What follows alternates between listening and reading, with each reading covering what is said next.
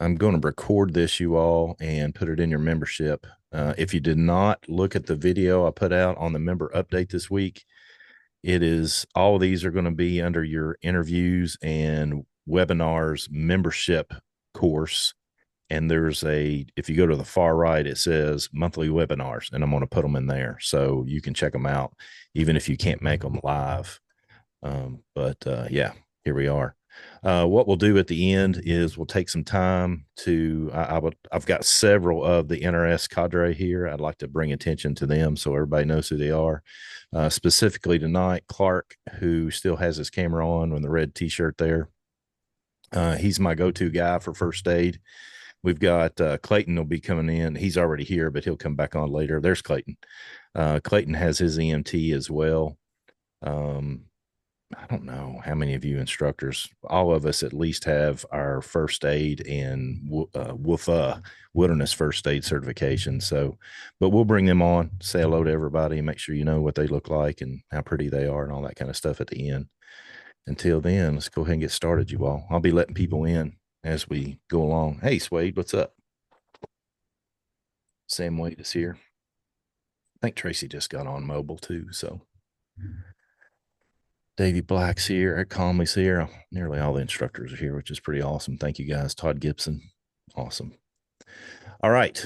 Let's get started. So our topic for tonight is the essential uh, individual first aid kit. We're not talking about training tonight. We're not going to be talking about how to utilize this equipment specifically. I'm sure some of this stuff's going to come up.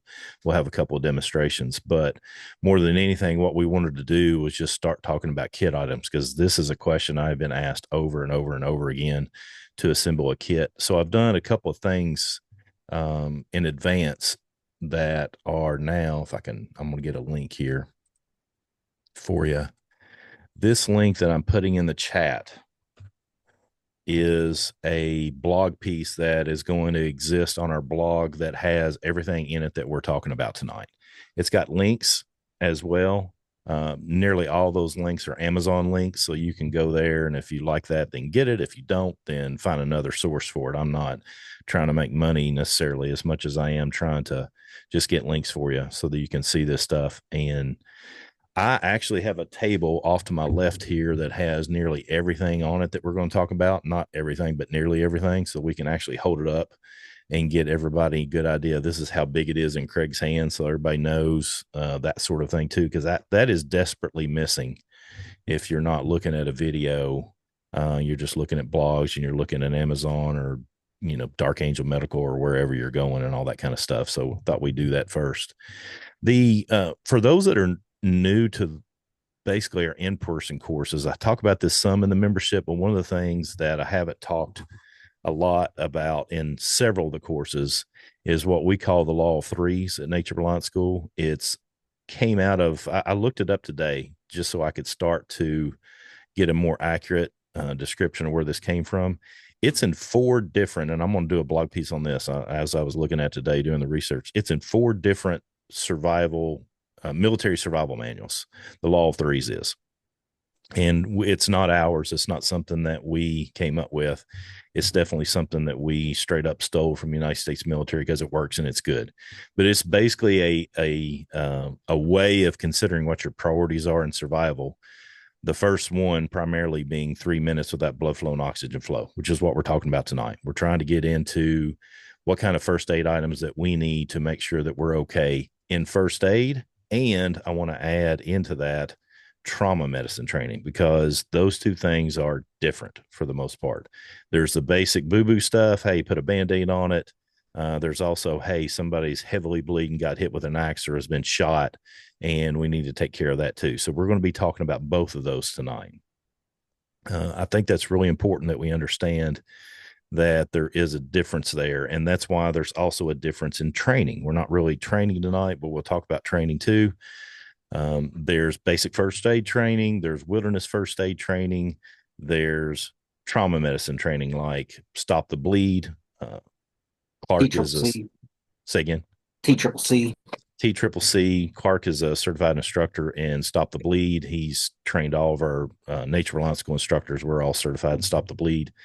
And So we need to understand as we get started looking at kit items. And if you know me at all, you know how I am about this kind of stuff.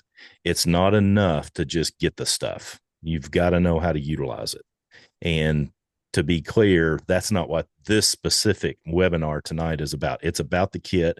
And then we're going to push you to go get American Heart Association, Red Cross, Stop the Bleed, TCCC, if you were fortunate enough to get in that. Some of you all are military, so you all have had combat lifesaver, stuff of that nature. We need to have that type of training to be able to utilize this stuff effectively. So let's go ahead and get started. You good, Clark? You good to go? Yeah. All right. So some of the first things I want to talk about are just some of the basics.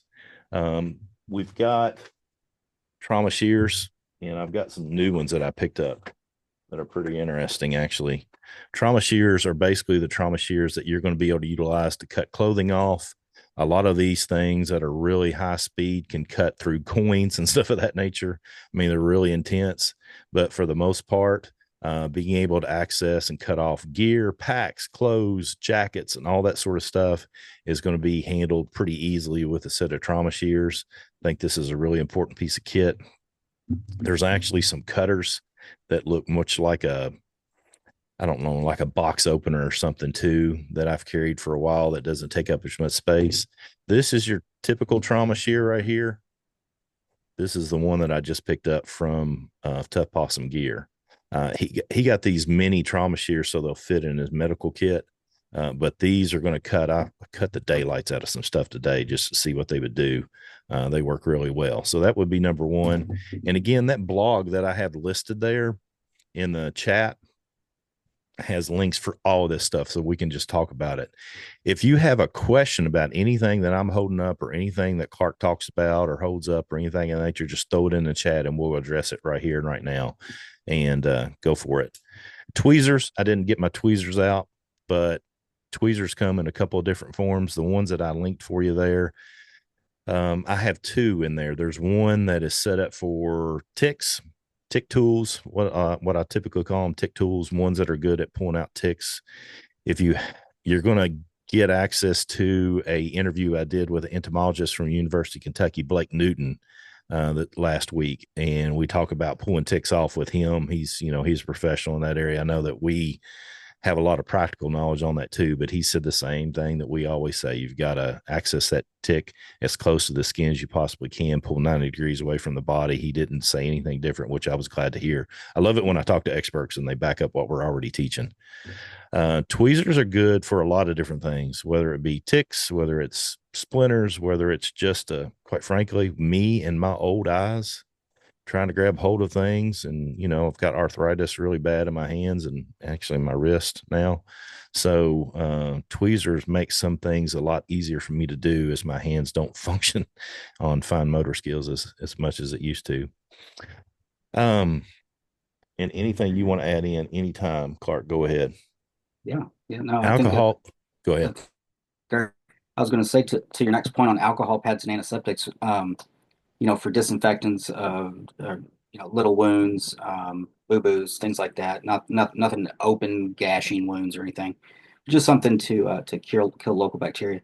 One of the things I also carry is a little bar of hotel soap, and with an NRS water bottle and a little Hmm. bar of hotel soap, Yeah. and you can Hmm. really clean some stuff out effectively with that.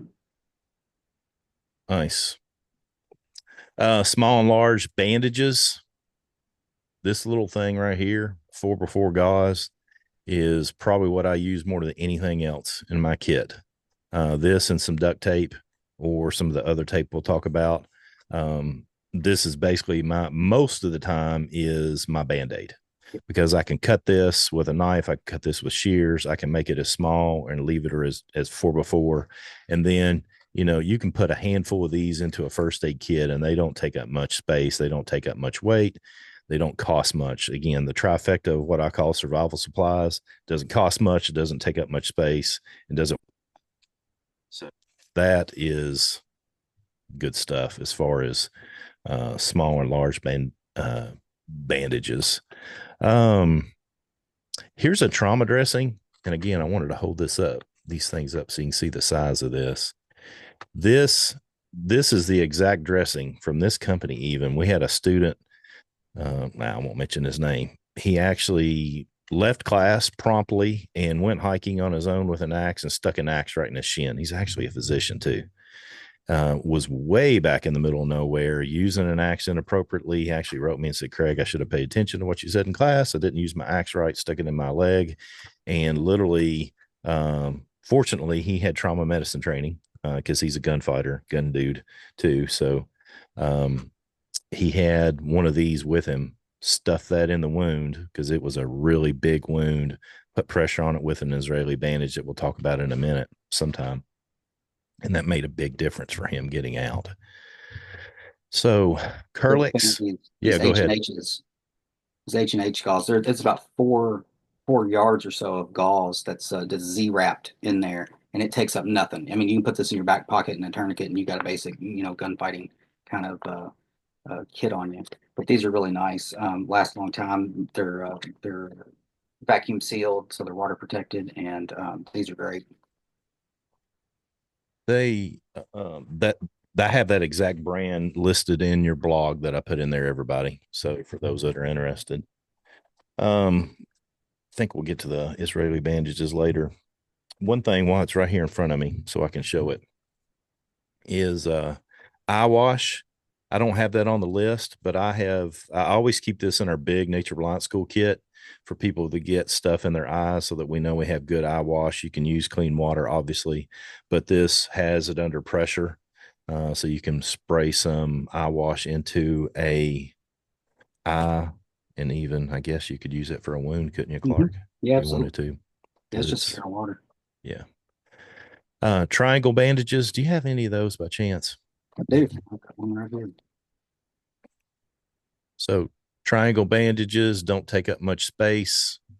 You can have triangle bandages in your kit. You can have bandanas. You can have kefias, shamogs, any number of things where you can at least help splint a wound if you're going to utilize makeshift materials in the field. We use a lot of triangular bandages and bandanas and stuff when we're practicing splinting ankles and stuff of that nature. You can use them as a makeshift sediment filter for water as well. You can utilize them for putting, food on that you're gathering. They're just they're incredibly useful little tools. The triangle bandages are Make ace wraps. slings out of them. You can make slings out of them. You can make sling and swath if you've got shoulder injuries or things like that. Uh, Triangle bandages are um, just invaluable. Used them all the time when I worked on EMS. They're just kind of one of those grab and go items. Always have a place. And on my ace bandages, there are a couple different kinds, and I have specifically grabbed this one because this is the kind I don't like. If you can see this real good, these are the kind that come with these Gosh, I hate little those things, man. these things are awful. These little clips, little spikes, they dig into you. They're not comfortable. You'll always lose them. They fall off.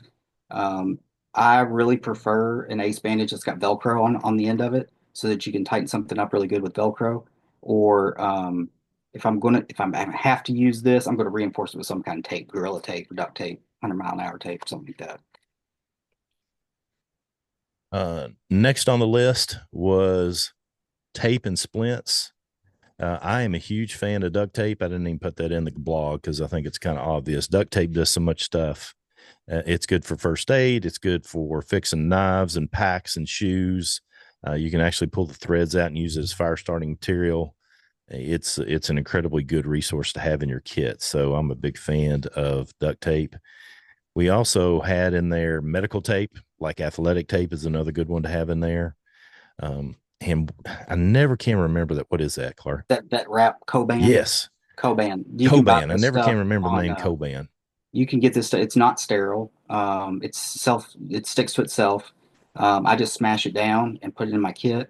Vet wrap is the same thing. You can get this in every kind of color imaginable. You can get them on Amazon. You can get them on Temu. You can get them anywhere. I don't spend a lot of money on this stuff because these are like $5 or $6 for a good 3M brand, but you can buy anything, and it This squishes is down. It's really good.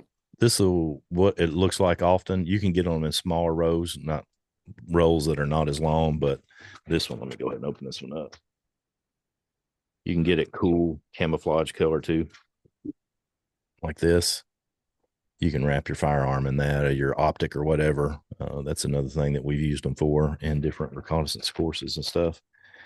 Um, but this stuff is fantastic. It basically sticks to itself. It's mostly one and done. So once you get it off and put it on you, I've got some on me right now on my ankle. But you take that off, stick it right back on itself. It's usually not going to last much more than a few times when you do that, pull it apart like that. But that stuff's fantastic. I use it in all kinds of things. Knife handles to get a better grip. So yeah. Great for compression bandages. We're going to talk about Israelis and other things later, but just a simple 4x4 and some Coban, you can adjust the amount of pressure that you're going to put on there. Works really well, and it's somewhat forgiving. If you put it on there initially and it's too tight or it's too loose, you can pull it off and you can tighten it up. But yeah, like you said, you start pulling it off there 2 or 3 times, it gets pretty ratty. So just Yeah, something. Davey had a is that Davey saying that? I can't see the full name. Probably Davey. Um, it will leave residue and start to break down in wet, damp conditions on firearms, for example, which is a good point to bring up. Thanks, Davey. Yeah, that's a good one. All right. I think that stuff is what I in my notes for this webinar, I listed that stuff as essential. What am I missing? That's I know we're going to get into some other stuff, Clark, but Yeah, I what carry am an I missing? Israeli 4x4s, Yeah, I've got that Coban in that they trauma. strap. I also carry, and this is, kind of bulky, but a Curlex pad. They look like this. This is probably the bulkiest thing that's in my kit, but I can use this in so many different applications. If I've just got to, cover a burn, or I've got something that I need to, especially like around the head, those bleed real bad. You can roll these around the head, and it's a lot easier than trying to get a 4x4 to stick on there with tape or Coban. So this is probably the bulkiest thing that you carry. I really like those. This is another maker that Big Mama right there. man, these things are huge. Yeah. They're very sizable, but they're similar to an Israeli bandage, but they also got an eyepiece on them, and they've got a lot of material in here to soak up blood, but they also are elastic in the same manner. This is what, if there's any fish and wildlife guys in here, this is what we train the fish and wildlife guys on in the field. Works really well.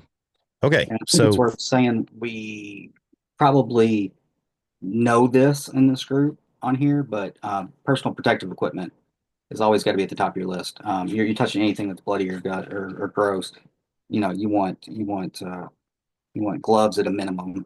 Even eye protection is big, especially when you're getting into something that's bleeding real bad. this is sorry, I've got so much stuff tonight. Um, Hey, you Craig, can, real quick. yeah, go ahead, Sam. Another thing about these Olays bandage and when you had yours pulled apart, so they're kind of multifunctional. There is a piece of plastic that comes in there that can be used as an occlusive dressing. It's really multifunctional. You've got the plastic for occlusive dressings. You've got the pressure bandage part. It's got a lot of blood stopper in it, and then that eye cup helps to protect the eye if you're treating an eye injury or head injury. And so it really is a multifaceted bandage that will serve a lot of purposes. There Nice. is also a method too that if you get it on and you don't have enough compression, if you've got something simple to use as a windlass, uh, you can actually use it as a makeshift tourniquet to at least apply some more pressure. So this Olaus bandage from Tactical Tac Med Solutions is really a good one to have. Nice. Thanks, Sam. Sam Wade. Um, talking about gloves, you can get little bags like this if you want to do this. And a lot of first aid kits come with them like this. I'm not, I don't know what your opinion is, Clark, but the more things that I have to take apart to get to first aid equipment, I'm concerned about it. Mine are just in a bundle, and they're stuck Okay. right in the top of my pack, so that when I open it up, it's the first thing that's right in front of me. Okay. Visual Good. reminder. Sometimes I take the cuffs and I'll kind of fold them together to make a little bundle. But I'll always have at least one pair just stuffed in there, ready to go. Nice. Did we talk about Sam splints already? Nope. No, we need to. Okay, this is another thing that's an essential. This is a SAM splint. I don't know what that stands for, you all. Somebody that's smart can tell me. But this is a great splinting tool. And a lot of people think, well, I don't want to have to carry that. I utilize this as the pack stays in my pack to form to fit my back in my pack so that I'm carrying that to do that anyway. And then I've also got sand splints in my pack too. So that's a nice little device to have.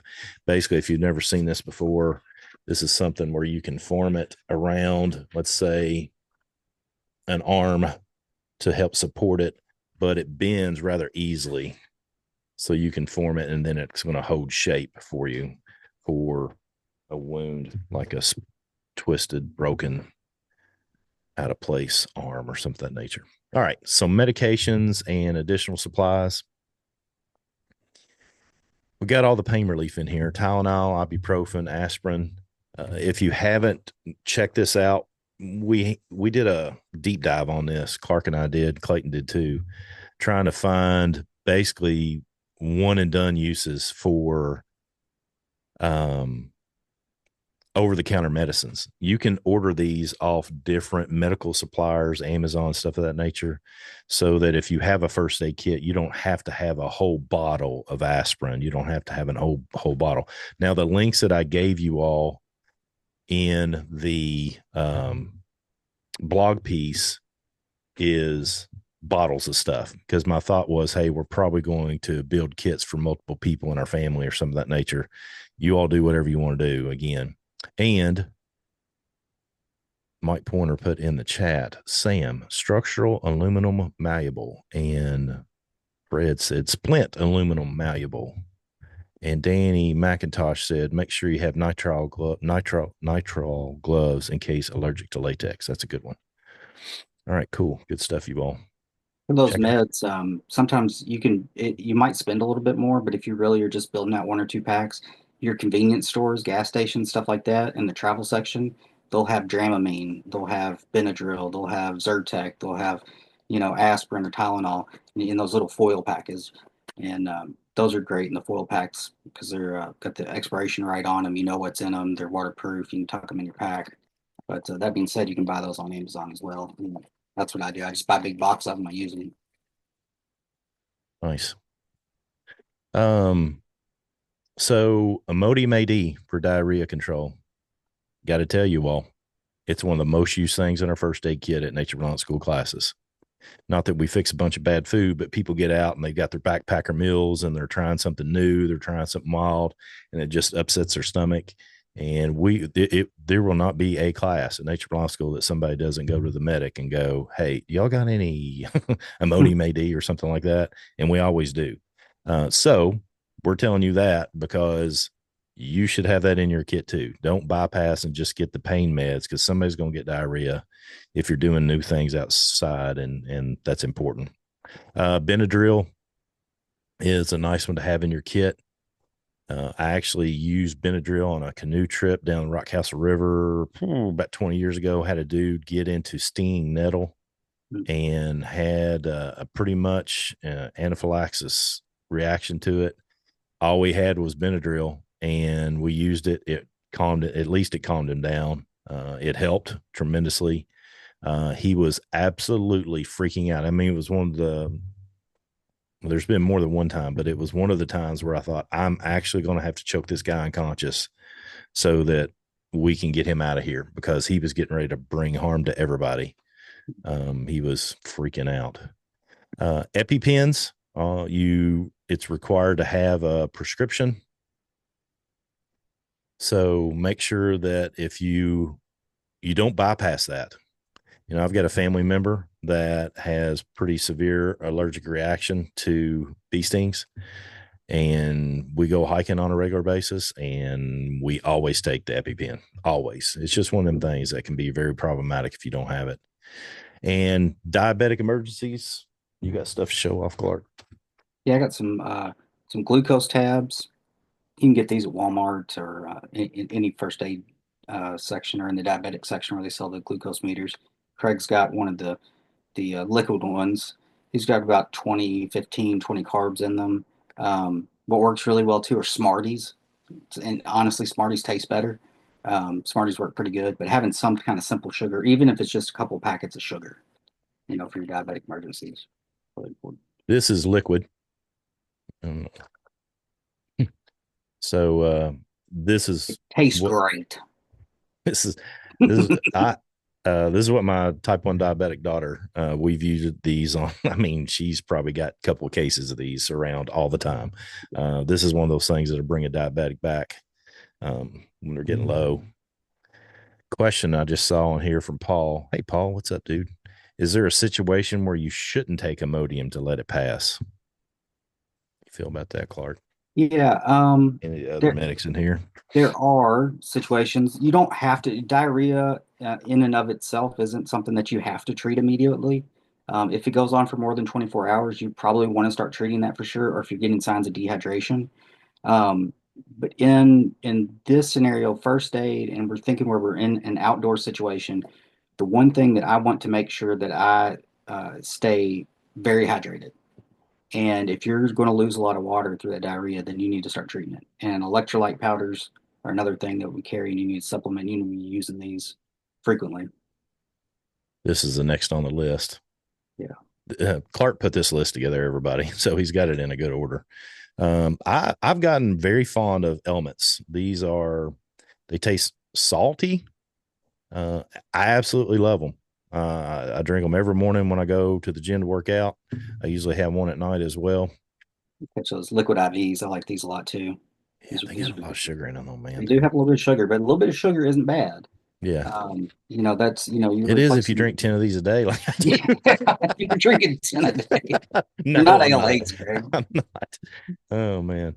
How about glucose powders? Davey's asking versus the shots, Clark. Your perspective on that? My personal opinion is I like the chewables because they weigh less, and you shouldn't be putting anything in anybody's mouth that they can't swallow anyway. So I'd say if it's not like a chewable tablet or something, I'd probably go with a gel. The gels you can use even if they're kind of semi out of it, but still have a swallow reflex. You can even rub that into the gum. You can take sugar crystals just out of a sugar packet and put it on the gums, and it'll absorb a little slower, but it will absorb. Um, Powders are okay. Just whatever you can use. I mean, honestly, any kind of sugar, any kind of sugar would work. And I've tried all of them because I'm type 1 diabetic, and I have used them all. Uh, okay. Um, Next, and guys that have some experience, please feel free to jump on, speak up. I know I mentioned Mike's here. Mike was the director of emergency medical services. Served on FBI SWAT as a medic, served in helicopters as a medic. He's got a lot of experience too, and he's a good dude, sort of most of the time. Did I just now make him go away? No, he's still here. I just heard somebody go away. You can't All make right. it go away. Okay, thanks, Mike. Mike, if you got anything to say, speak up, man, please. No, you guys are rocking. I'm here to join in and learn together. Okay, we can do that too. All right, so the next piece that I had about this was what I listed as customizing your kit, solo versus group use. Um, I personally feel that every family and anybody else that has experience, how do you communicate this? I like to say every family should have a medic. So somebody is the go-to medic in the family. Like at this point, me and Jennifer are empty nesters, but at different times, our kids were both medics in their own way. My daughter and son both have different jobs where it's required they have combat lifesaver or trauma medicine and all that kind of stuff. So, but now that kind of, it kind of falls between it. Jennifer's more than anything. She's the go-to on medical issues here at the house. And even though I have quite a bit of training too. So, but definitely have a kit that I think goes in your vehicle.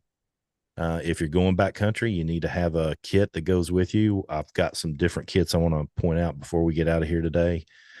Think about the cold versus hot weather environments and what kind of stuff that you have in your kit. I know a lot of people have put candy and stuff like that in their medical kit. That stuff will melt in hot weather and makes your medical kit just worthless.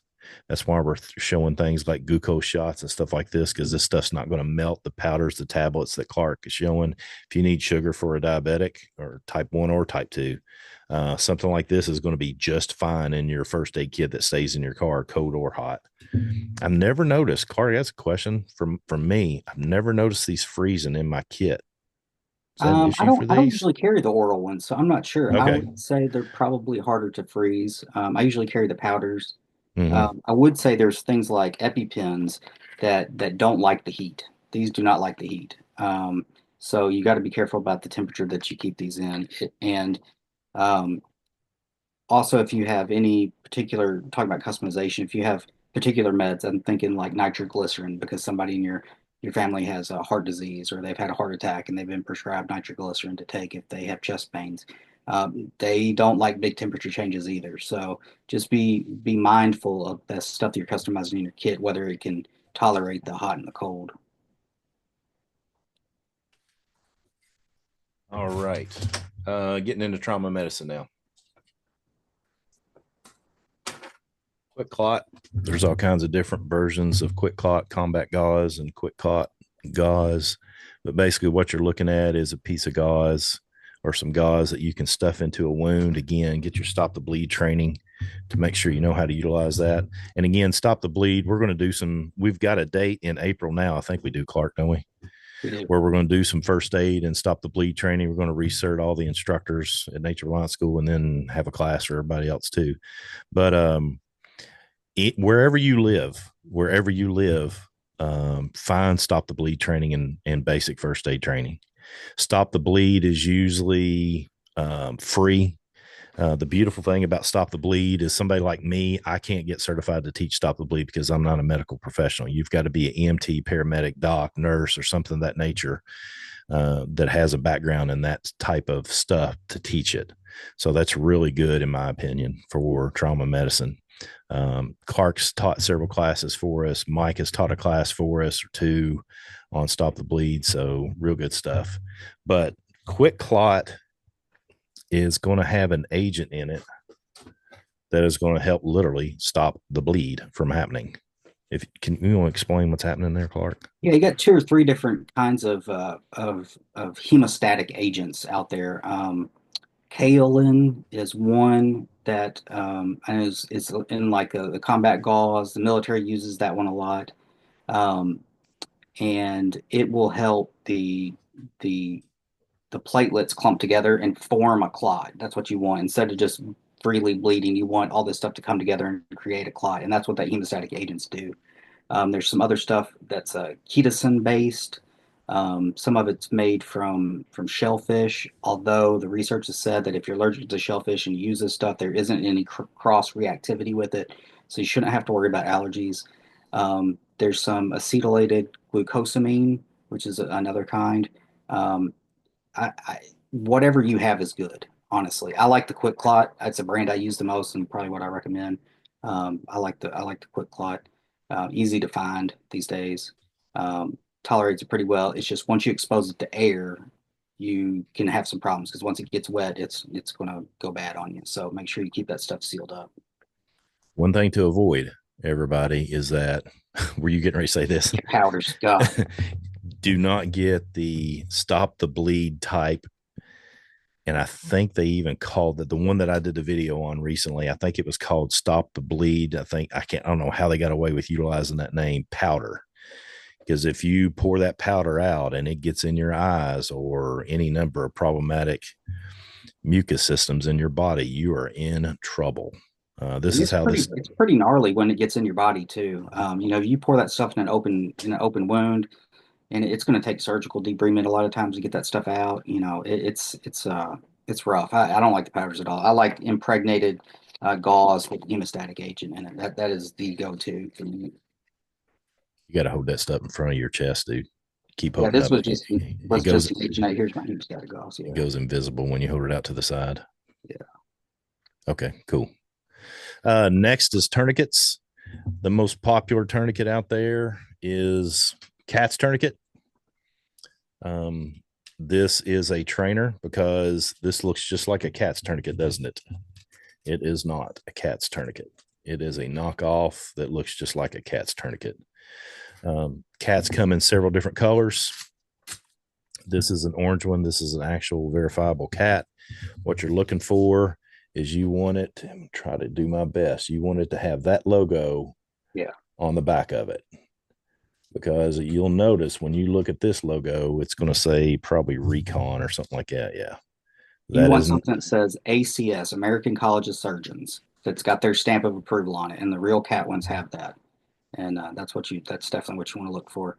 Don't trust this to your eBay 5 for $20. This is not, this is the equipment that you spend money on. You're going to lay out $20, $30 for a tourniquet. Yes, budget that money to do that. This is not a situation where you want to, rely on your trainer. If you've got some of these blue trainers out there that I've used in classes and stuff, that's not one I'm going to put in the kit. That's specifically for training. Yeah, spend the money on this. Spend the money on hemostatic agents, please. I like to say it this way, you all. It's sobering, but you don't want to be putting that tourniquet on your spouse or your kid and it break and they bleed to death because you spent $10 or $5 on a tourniquet when you could have spent just 30 and saved your family member's life. We had a guy in a tactical survival class years ago, which is a run and gun, shoot, move, and communicate. Sam Wade was there in that class.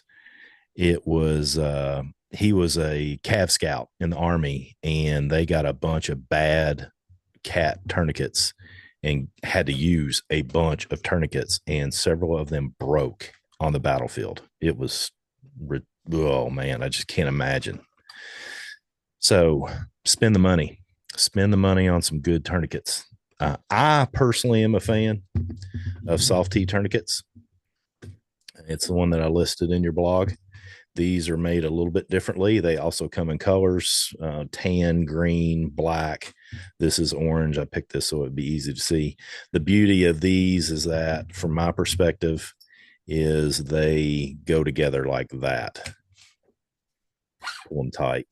The cats have to be woven through that buckle right there. And I'll go ahead and say this way. I've done a lot of TCCC with different law enforcement agencies, both federal, state, and local. I have the good fortune of having a background in judo, so I've gotten to be an actor, if you will, officer down, where somebody comes in, officers come in, and I'm down, I'm shot or whatever, and I fight them. Not fight, but I wrestle with them and fight them because that's what happens a lot of times, and they have to put a tourniquet on me. And it has been my experience that trying to weave this buckle back through in a fight situation is not going to happen. And somebody's going to say, well, I'll just slip it over their leg. Here's the most likely way that I'm going to use a tourniquet. Okay. More than likely, I'm not going to be in a gunfight. I'm not saying I'm not prepared for that. I'm not saying I don't carry kit for that. But the most likely thing for me is to be involved in a car wreck. And if my legs or my wife's legs are trapped underneath the front of that car, I'm going to have to pull that buckle apart and stick it together. So that's why I like this to do that, because now it's locked. Real metal clips, real metal buckles on there, and a solid windlass that's not plastic. Soft T wides are my favorite. They come 1.5 inches, 2 inches wide. I really like those, but that windlass right there will stand up to some abuse.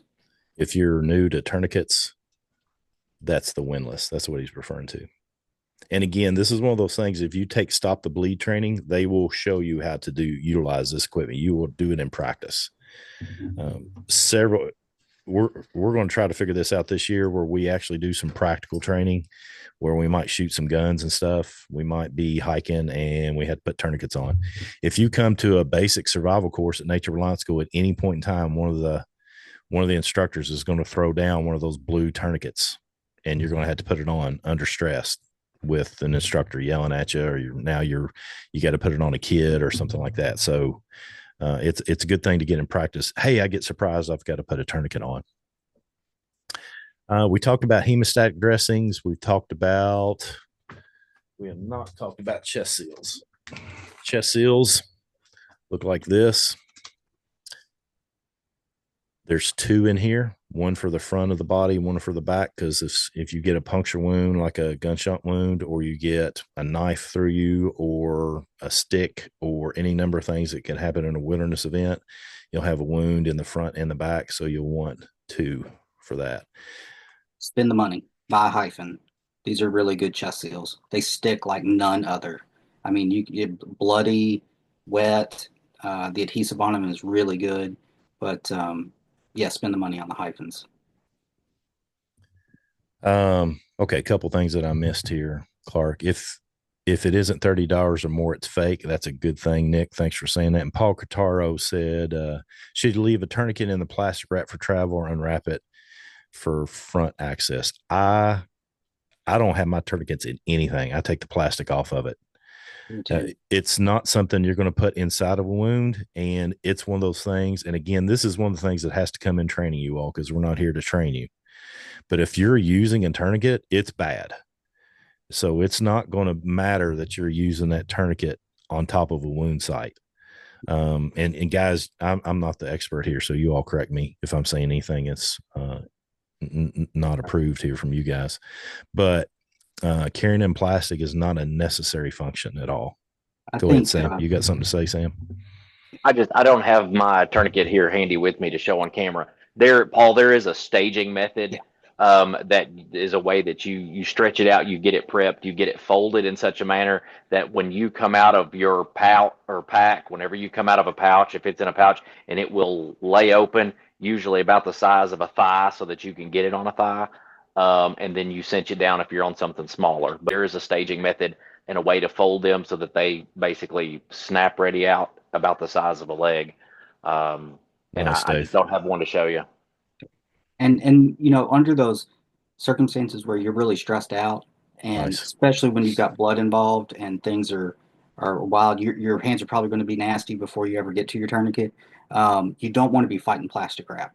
Man, that's frustrating, because you lose those fine motor skills. You're going to lose that grip, and so just having that where you can whip those out like Sam's talking about. I stage mine it's the same way, about to the size of my thigh.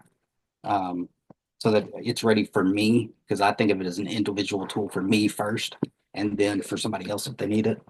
So yeah, good points. Since I was going to talk about it, this is what an Israeli bandage comes inside of. This is what's inside of that. Yeah. So why not go ahead and at least take this off on this bandage, because it's already in wrap. And these are ones that I've been utilizing in class, so they're not really tight like they used to be. But you don't want to have to take this plastic off and then take this plastic off just to get to the bandage when you need a bandage like this. Another thing you can do, if you can tell on this one, if I can get it up here, you can stage these. You can make a small little slit in the plastic, not to where it opens up the vacuum seal, but just make a little slit and then put a piece of duct tape on there, so that in that situation where you've got blood on your hands, it's high stress, you're losing fine motor skills, I could grab this with my teeth, it'll rip right open. I like to stage all my packing materials like that. So one thing I had that we missed was do not move neck injuries.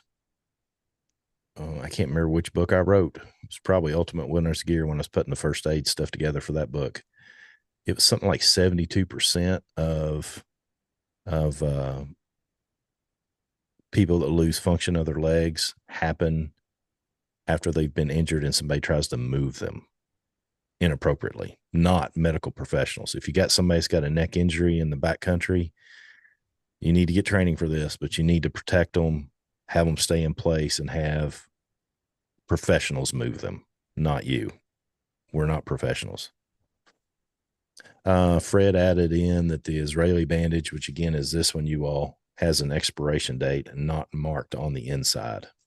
Okay, that's a good point. Thanks, Fred, for bringing that up. And that is usually found. Let's see if I can find it on this one. Yeah, it's found right there on the Israeli bandage. And take all this stuff that you've got, you're making kits, um, create create one where you're taking your expired supplies and you're putting it into a little training kit, so that you can actually get this stuff out, open it, see what it's like, work with it, practice, practice, practice. But I never let this stuff go to waste. I'm not tossing any of this stuff. It's always going into a bin of stuff that I'm going to let other people mess with or play with, or I'm going to use it to teach my kids or whatever. But yeah, save all this stuff, and worst comes to worst, if you got to use something expired, you got to use something expired. But rotate that stock through on your kits. All right. We want to talk at all, guys, about how to use a tourniquet. Do you all want to demonstrate that? Or do you want to put that off on something else? Not tonight. That's fine with me, whatever. Let's hold off on that. Understand. Okay. So get stop the bleed training, you all. I think we need to hold off on doing that kind of thing here and make sure I can't recommend it enough. Stop the bleed training and then practice. There's some groups, we tried to do this in some of the groups that I'm part of, where we would have texting groups and we would text, all right, where's your tourniquet? Put it on your left leg. And you'd get that text, and wherever you are, whatever you're doing, you got to stop what you're doing and put a tourniquet on your left leg. That's not a bad way to do it within your family. Okay. So consider that as a training methodology after you get some good stop the bleed training. A couple questions. How often should we rotate items in our kit? So expiration dates, obviously look at expiration dates, and rotate there. And then what I do is seasonally. When the weather changes is when I Hmm. open up my kits, all of them. I go through all my pills. I go through all my expiration dates. I'm taking a Sharpie. I'm marking expiration dates on there. When I find stuff, I pull it out. It goes to my training things. I replace it with fresh stuff. So I think that's an easy way to get into a habit of doing it is when the weather changes, it's a time to pull out your kits and go through all that stuff to make sure you don't have expired things in your kit or damaged items, melted candy. Things they get messed up. That you'll lose a vacuum seal on stuff. Sterile dressings might pop. You want to replace all that stuff. So that's a good question. And then when it comes to Zyrtec versus Benadryl for allergic reaction, most of the science out there now says that they're about equivalent. Um, Benadryl is old school, been around for the longest time, and probably one of the most studied drugs out there. I like it. It's potent. It has some side effects for dizziness and um, dry mouth, things like that, but it's potent and it works well. Zyrtec actually works a little bit faster. So they're about equivalent. So I'd say it's up to you. Whatever you're probably used to taking is the most appropriate because um, the last thing you want to do is try something new when you have to have it. Um, but I'd say Zyrtec probably has less side effects too. Yeah. You gonna say something, Sam? While we've been on the topic, we've mentioned the prices of some of the items that you've shown in the kits, the chest seals and things like that. It doesn't work so well with Amazon, but if you are someone who has a flexible spending account through your work as a benefit, a lot of your companies, your H&H Medical, your Dark Angel Medical, those places, they will accept payment through FSA funds. Or you can actually resubmit the receipts as long as there's not medication on those receipts. You can submit the receipts for those medical supplies, even trauma gear, to your FSA for reimbursement. And so that's a way that you can utilize those funds. I know one year I had, I don't know, about $500 left at the end of the year. And if you don't use it, you lose it. Hmm. And I was able to buy several kits through H&H to have in my vehicles and cars. And it was all money that I was going to lose anyway through my flexible spending account. Yeah, Nice. don't lose that money. That's a good to bring up.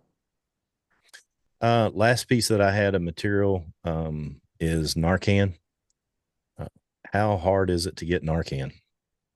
So you can get Narcan. You can get it cheap, accessible, and it's free most of the time. So there's been a lot of programs. I know in the state of Kentucky they've done a lot of programs, but they've done these nationwide where they'll have you can get this by going to the pharmacy and just asking for Narcan, and the pharmacist can dispense that to you without a prescription. I've seen them in vending machines for free, where you can just put them in vending machines like on college campuses and get them for free. there's a bunch of online, if you Google free Narcan training, you can get those for free. I took a class through the University of Kentucky a couple of years ago, over a lunch and learn. And at the end of it, you submitted your address and they actually sent me a couple of Narcans.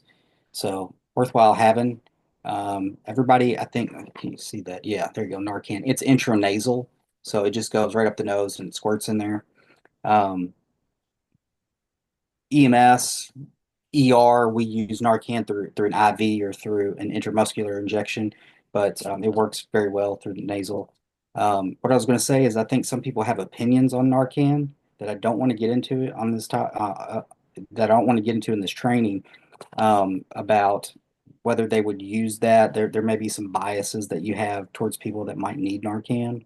I would say check that, put that aside, get some Narcan, carry it. You don't know when an accident happens. You don't know when you could accidentally overdose on prescribed medication. Um, so, just check some of those biases. This is life-changing stuff and readily accessible. Sam, do you guys carry this stuff at work? So yeah, our guys do carry it, but it's in our community now. It's very, in fact, I think somebody just put in the chat. If you go to your health department, the majority of health departments across Kentucky, if you just go in and ask for it, they will give you about a 10 to 15-minute training session Yep. on what to look for when you think it's needed, how to administer it, and then what to tell EMS when they arrive. Our police department actually here in town, they actually put a box in the front lobby, and you just grab a box if you need it now. But most health departments in your county will have it. And like you said, most any drugstore, if you walk in and ask for it, um, they'll even show you how to use it Yeah. here around Kentucky. I think this has become more and more popular. My wife is a nurse practitioner, and she works with a lot of chronic care patients, chronic opioid patients that take prescribed opioid medication, and she prescribes Narcan for all of those patients to have on hand. It's just like if you have an allergy, you should have an EpiPen. Just have it and pack it. It doesn't weigh anything. It does pretty good in the temperatures, and yeah, I think it's an easy one. Somebody, that was Corbett that said that about the health department, Sam. He's an officer here in Winchester. Corbett, Sam Wade's an officer in Nicholasville. Fred Lucas said it's free at music festivals. My daughter gets them free at BCTC. At the college campus. And Daniel Smith is asking, is Narcan something you would carry in a car kit versus an on-body IFAC, or when would you prioritize carrying it? Let me tell you a story real quick. I was teaching a man tracking class down in um, Barron County, Kentucky for the SO, and we ran across a dude out hiking that needed Narcan. I mean, in the middle of nowhere. We were in a class in the middle of the Daniel Boone National Forest down there. And so fortunately the medic had Narcan on him. Officers, it was all law enforcement, so nearly all of them had it on them as well. So they were all in kit. But yeah, you just never know. Can I use some Narcan on Officer Sam Wade? Todd is saying. Okay, we'll go somewhere else. What's that word right there, Clark? Can you read that chat from Corbett? Xylazine, yeah, Yeah. xylazine is a drug supply, which is not counteracted by Narcan.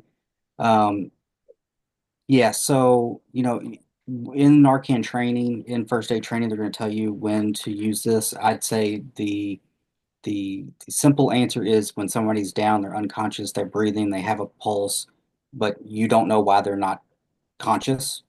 We call that an unconscious unknown. Narcan is a good one to try, or if you have suspicion that they've overdosed on something. Um, I've given lots of Narcan in the emergency room. One of these nasal sprays is about 4 milligrams. And I'm talking, I've given people 30, 40, 50, 60 milligrams IV of Narcan, just dose after dose after dose to get through some of this stuff, um, like your fentanyl, your carfentanil, things like that.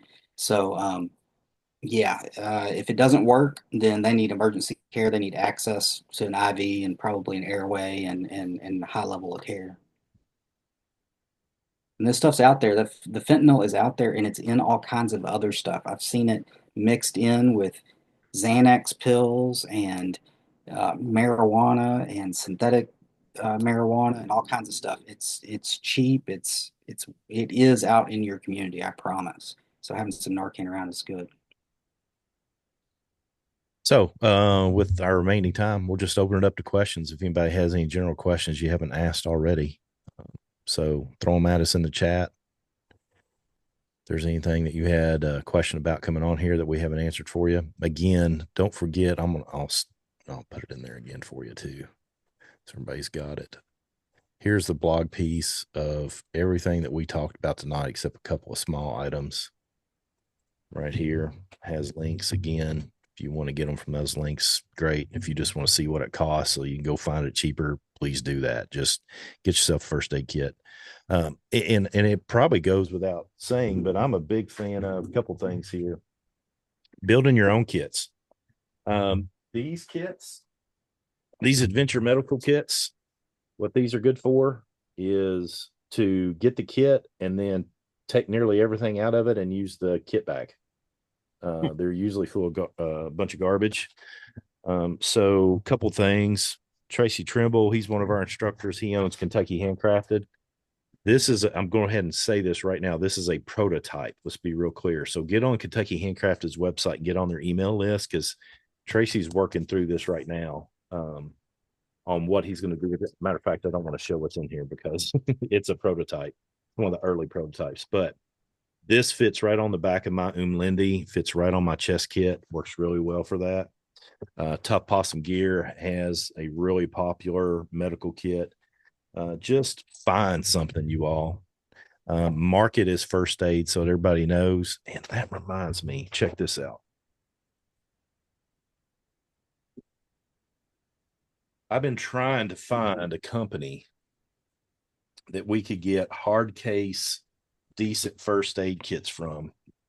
And I thought I'd found it, but I thought I'd try. Okay. I'm not, just before I get into it. Rhino Rescue. Mm-hmm. This is what I'm going to use this for. I'm not even going to use this box. And here's why. To get into this box, I can't just flip that up. I have to push that button to flip it up. Yeah. And as soon as I got that, I thought, that's 2 steps just to get into the freaking thing under stress. Not going to do it. So it seems like a little things, but it's been my experience talking to these guys that know a whole lot more than I do, that 2 steps just to get in the first aid kit is a problem. You want to get in the first aid kit. And Davey just said Harbor Freight has the Apache boxes. They make great first aid boxes. Clayton, are you still on here, Clayton? Is that sale still going? Do you remember how long that sale's going? No, they have that sales periodically. Almost once a month they'll have a discount on one of the sizes at least. Okay, cool. I would just say make your kit recognizable to somebody who doesn't know what they're looking for. If you've got a black Pelican type case, put some orange duct tape across that thing, right on there real big. I like to get, big red first aid kits, something that's you can easily identify, like, oh, hey, that's first aid kit. Having a cross on there is kind of the universal sign for being a kit. But I like something that stands out, orange, red, whatever you may be, and something that you can find in the dark, I think is really important too. So, if you're going out camping, toss a chem light on it or have some reflective tape, things like that. But you want to be able to tell somebody, hey, I've got a kit in the back of my car. You'll know it when you see it. That's the description you want to be able to give to them. And they should be able to go into the back of your trunk, open it up and go, oh, yeah, that's first aid kit. I just put links in there for Kentucky Handcrafted. That's the little kit, the first one I showed you. That's multicam, and he's going to have different colors, probably red too. I think he told me today when I called him or messaged him. And then Tough Possum Gear there too. Those are links for those 2 companies that I just showed you. Again, just to emphasize it, I showed you Rhino Rescue, but I don't recommend that at all. I'm only showing that as a means of, okay, you've got to think about how to get in your kit. What's it take? How easy is it to get to the tourniquet in particular? How easy is it to get to that thing? So that's something to keep in mind. Any other questions, comments, concerns from anyone about anything you want to share?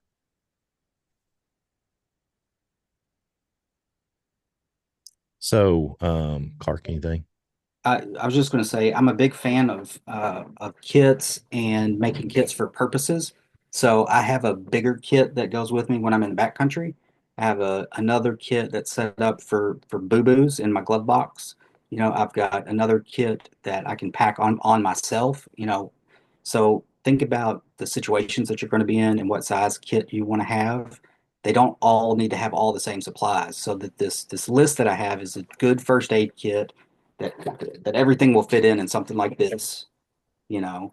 Um, but if you just need if you're running a chainsaw, right, you need to have something that you can do stop the bleed with. So that may be a smaller kit, but you've got a TQ, you've got some bandages, you've got an H&H, you got some hemostatic gauze, and it could fit in a little zippered bag that goes in your cargo pocket on an ankle. Yeah, This well, is an ankle. ankle holster that I took everything out of that I've been showing you tonight. But this is something that I carry that literally you can put on your ankle to hold everything you need it to hold. Trauma medicine specifically. And don't forget about the house. I keep my first aid kit in an accessible area where everybody knows it where it is in the house. When I'm not using it in the back country, it sits on a shelf. It's right next to our fire extinguisher. It's right next to a tourniquet. So don't forget about your house. That's one where I see people they'll stock up on stuff, they'll put it in their cars, they'll have it in all their backcountry stuff, but they'll forget to have one just in the kitchen. Sure. Daniel Smith put a link on saveyourequipment.com. So check that out. They're dirt cheap, mount for a red color, he says. Somebody else sent me a message and said, what about placement in the vehicle? I have them on my visors. I have tourniquets on my visors in both my vehicles. I also have an extra one on the grab handle, and then I have a first aid kit in the back.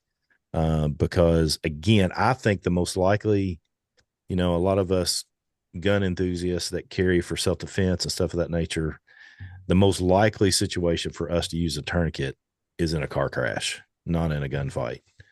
Um, Not to say that we don't carry a tourniquet. We should if you're going to carry a firearm, but have those things where, hey, it's a crash.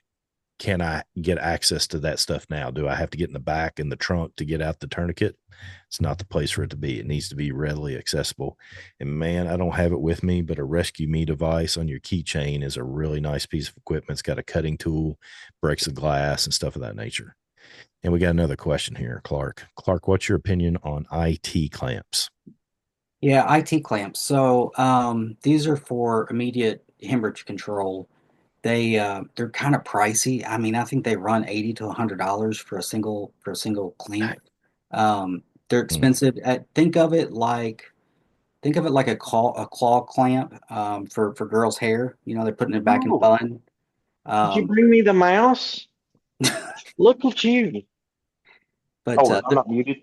they're a No, clamp you're not. that you can use different areas on the neck, the axle, the groin. They kind of pinch and create a covering for a wound Oh, immediately, yeah, so it'll rescue. clot up underneath there. But they're really expensive. I just don't. You need to be trained on it, and you need to know how to use it. It's not something that's intuitive, like some 4x4 and some gauze or a tourniquet even. But for the price, I don't know. It's not my go-to.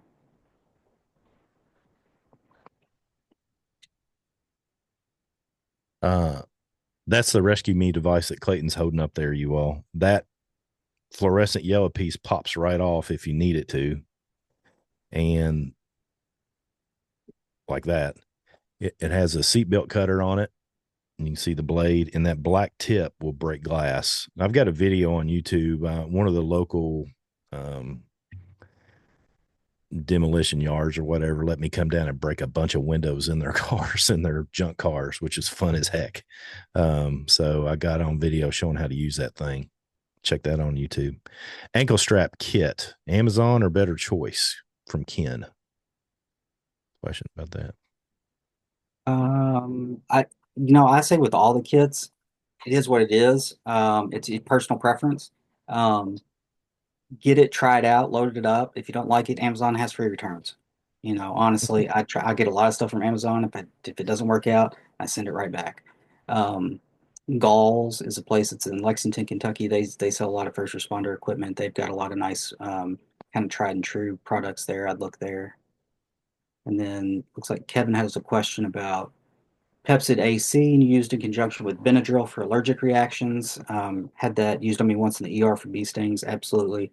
We use that very frequently. Not to get too technical, but I get a little bit technical with it. So Benadryl is what they call an H1 histamine blocker.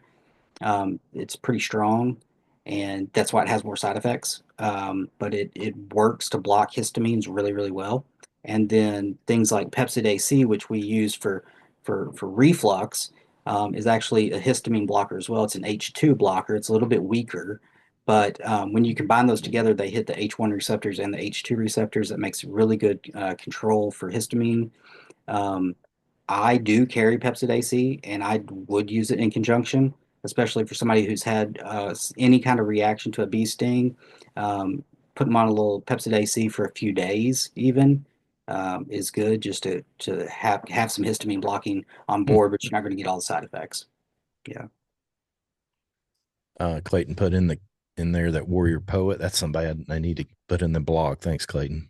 He's got some ankle kits. Those are good ankle kits too. All right, everybody.